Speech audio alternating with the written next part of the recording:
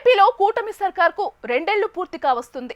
దీంతో కేబినెట్లో కీలక సంస్కరణలకు చంద్రబాబు రెడీ అవుతున్నారట. పాలనలో మరింత స్పీడ్ పెంచేందుకు త్వరలో మంత్రివర్గ విస్తరణకు సిద్ధమవుతున్నట్లుగా రాజకీయ వర్గాల్లో చర్చ నడుస్తోంది. ఇంకేముంది, ఆశావాహులు అలర్ట్ అయ్యారు. కేబినెట్ బెర్త్ కోసం సైకిల్ నేతలు విశ్వ ప్రయత్నాలు మొదలుపెట్టారు. ఈ నేపథ్యంలో విజయనగరం జిల్లా రాజకీయాల్లోనూ మంత్రి పదవి ఎవరికి దక్కుతుందన్న ఆసక్తికరమైన చర్చ మొదలైంది. ముఖ్యంగా మాజీ మంత్రి కిమిడి కళా వెంకట్రావు పేరు బలంగా వినిపిస్తోంది. మరి ఆయనకు మంత్రి పదవి దక్కుతుందా, లేక పార్టీ అంతర్గత సమీకరణాలు అడ్డుకట్ట వేస్తాయా అన్నదే ఇప్పుడు హాట్ టాపిక్ గా మారింది. ఏపీ కేబినెట్ విస్తరణపై జోరుగా చర్చ. కేబినెట్ బెర్త్ కోసం ఆశల పల్లకిలో సైకిల్ లీడర్లు. విజయనగరం నుంచి కిమిడి కళా పేరు తెరపైకి.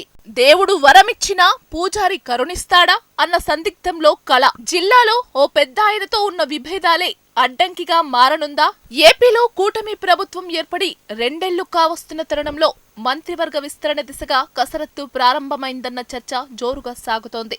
ఈ విస్తరణలో విజయనగరానికి ప్రాధాన్యం దక్కే అవకాశముందని పార్టీ వర్గాలు చెబుతున్నాయి. ఈ నేపథ్యంలో విజయనగరం పార్లమెంటరీ పరిధిలో మంత్రి పదవి కోసం మాజీ మంత్రి కిమిడి కళా వెంకట్రావు పేరు మళ్లీ తెరపైకి వచ్చింది. గతంలో మంత్రిగా పనిచేసిన అనుభవం ఉన్న కళా వెంకట్రావు కేబినెట్ లో చోటు కోసం ప్రయత్నాలు చేస్తున్నారన్న టాక్ వినిపిస్తోంది. పార్టీ పెద్దల వద్ద ఇదే తనకు చివరి అవకాశం అన్న ట్యాగ్లైన్ తో కేబినెట్ బెర్త్ పై ఉన్న తన కోరికను వివరించారని రాజకీయ వర్గాల్లో చర్చ నడుస్తోంది. అసలు రాజకీయంగా చూస్తే కళా వెంకట్రావు ప్రయాణం కూడా ఆసక్తికరంగానే ఉంది. శ్రీకాకుళం జిల్లాకు చెందిన ఆయనను పార్టీ విజయనగరం జిల్లాలో పోటీకి పంపింది. అక్కడ బలమైన నేతగా ఉన్న బొత్స సత్యనారాయణపై పోటీకి దిగిన కళా గెలుపు సాధించారు. అయితే ఎమ్మెల్యేగా ఎన్నికైన తర్వాత ఈ రెండేళ్ల కాలంలో కళా వెంకట్రావు పెద్దగా హడావిడి లేకుండా సైలెంట్ గా కొనసాగారని పార్టీ వర్గాలు చెబుతున్నాయి. ఇప్పుడు మంత్రివర్గ విస్తరణలో మార్పులు జరిగితే తనకు అవకాశం వస్తుందనే ఆశతో కళ రాజకీయంగా పావులు కదుపుతున్నారన్న ప్రచారం సాగుతోంది. ఇదిలా ఉంటే కళా వెంకట్రావుకు మంత్రి పదవి అంత సులభం కాదన్న అభిప్రాయాలు కూడా వినిపిస్తున్నాయి. విజయనగరం రాజకీయాల్లో ప్రభావం ఉన్న అశోక్ గజపతి రాజుతో ఆయనకు ఉన్న విభేదాలే ఇందుకు కారణమని పార్టీ వర్గాలు చెబుతున్నాయి.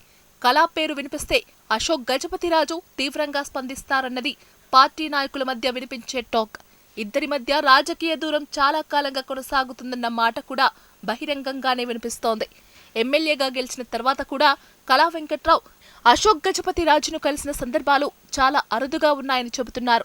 ఆసక్తికరమైన అంశం ఏమిటంటే, ప్రస్తుతం అశోక్ గజపతి రాజు గవర్నర్గా ఉన్నప్పటికీ ఆయన మాట పార్టీలో ఇప్పటికీ ప్రభావం చూపుతుందన్న గుసగుసలు వినిపిస్తున్నాయి. అందుకే కళా వెంకట్రావుకు మంత్రి పదవి ఇవ్వాలని అధిష్టానం భావించినా అది అంత ఈజీ కాదన్న అభిప్రాయం కూడా వ్యక్తమవుతోంది. విజయనగరం జిల్లాకు మంత్రి పదవి దక్కే ఛాన్స్ ఉంటే అశోక్ గజపతి రాజు అభిప్రాయం కూడా ఇందులో కీలకంగా ఉండొచ్చన్న అంచనాలు రాజకీయ వర్గాల్లో వినిపిస్తున్నాయి.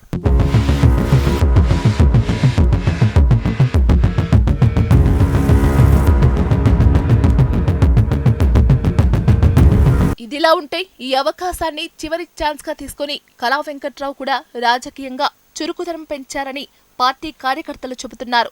ఇటీవల సీఎం చంద్రబాబు చీపురుపల్లి పర్యటనలో అంతా తానై అన్నట్లుగా కళా వ్యవహరించారని క్యాడర్ చెబుతోంది. మొదటి దశలోనే మంత్రివర్గంలో దక్కుతుందని భావించిన కళ అది జరగకపోవడంతో కొంత నిరాశకు గురయ్యారట.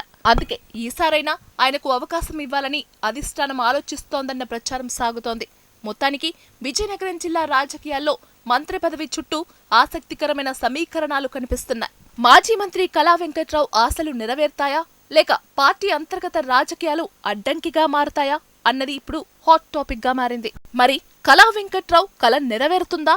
ఆయనకు మంత్రి పదవి దక్కుతుందా, లేక రాజకీయ సమీకరణాలు మారి ఆ అవకాశం చేజారిపోతోందా అన్నది త్వరలోనే తేలనుంది.